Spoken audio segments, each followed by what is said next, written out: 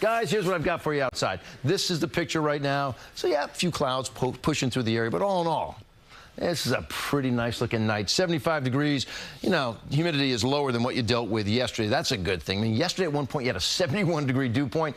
Most of our day today we were in the lower 60s for dew point, so it just felt better. And that lower humidity, that is going to continue. Stays in place for your day tomorrow. Tomorrow about 84. We talked about this. There's that chance, 20% risk for a pop-up shower or storm, but it's north and west tomorrow. I think it's a pretty good beach day out there. Then you get to Sunday. Sunday's hot and humid. A better chance for a shower or storm to kick in the afternoon. But your weekend's kind of, you got to choose which one you like better. Overall, you get to next week, and it's much cooler by the time we get to Monday, Tuesday, Wednesday, Thursday. I'm going to show you that. But the weekend looks like this. You're 84 tomorrow. Best part of your day on Saturday is the second half because you have more clouds in the morning. So there's your Saturday. Sunday, 90. So it's hotter. It's more humid out there.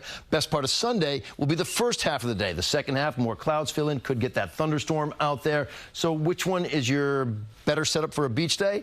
I think there are merits to both of them. Have some fun this weekend. I think it looks pretty good out there. All right, let's talk about if you are going to the beaches. The good thing is the rip current risk pretty low out there. All right, that's going to change dramatically next week. And KJ's been talking a lot about this, and it's all because of this storm. And this is Aaron.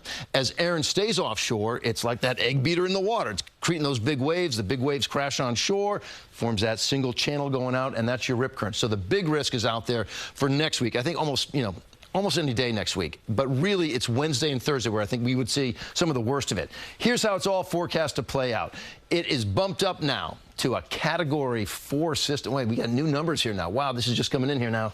KJ, let me just try this. Maddie, we got to make these numbers bigger. All right, we got a Cat 4 here on Sunday. Then it's back down to a Cat 3. Cat 3 on Tuesdays. It's pushing somewhere well off of the, say, the Outer Banks, holding on to a Cat 3 status.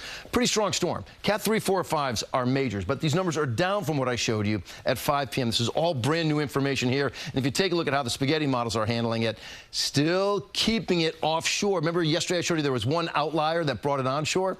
Now the only outlier is nipping.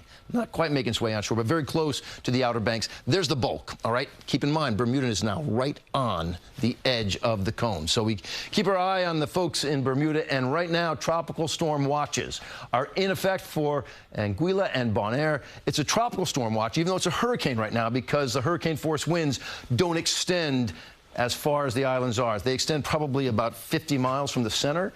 So a tropical storm watch is in effect for some of our western leeward islands. Here's how we see the 7-day forecast. So we talked about the weekend, Saturday, Sunday, merits to both days, but the cooler air sets up for Monday, Tuesday, Wednesday, Thursday, and Friday of next week. 70s, maybe low 80s out there. And the rainy days that we showed you for next week, I mean, 20% risk. Yeah. So it's not a washout out there. But enjoy your weekend, everybody. Yes, thank you, Lonnie.